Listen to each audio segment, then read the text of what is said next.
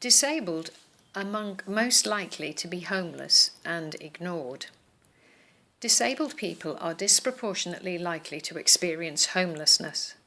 As the chief executive of homelessness charity Crisis puts it, poor health is both a cause and consequence of homelessness, with high levels of disability amongst homeless people and a shockingly low average age of death at just 47.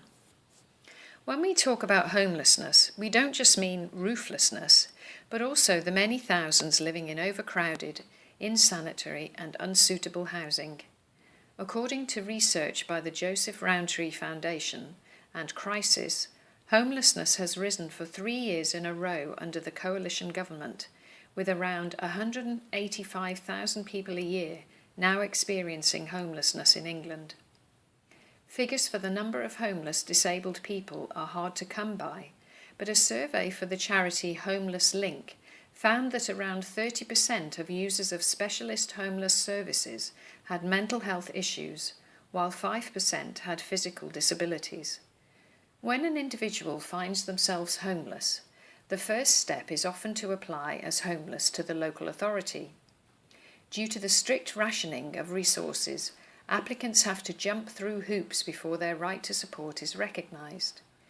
These include proving that they are actually homeless and are eligible for support. The relevant legislation states that a homeless person will have a priority need for rehousing if he or she is vulnerable as a result of mental illness or learning disability or physical disability.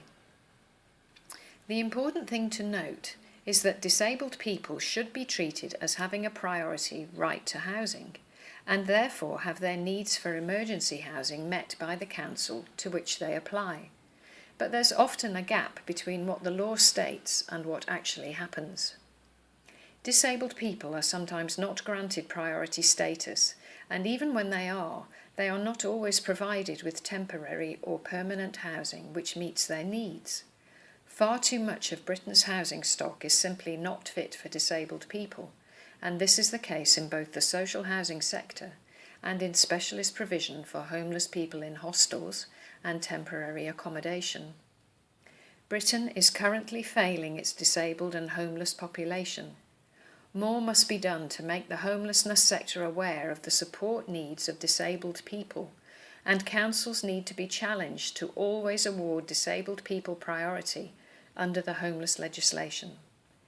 Source: Disability Now.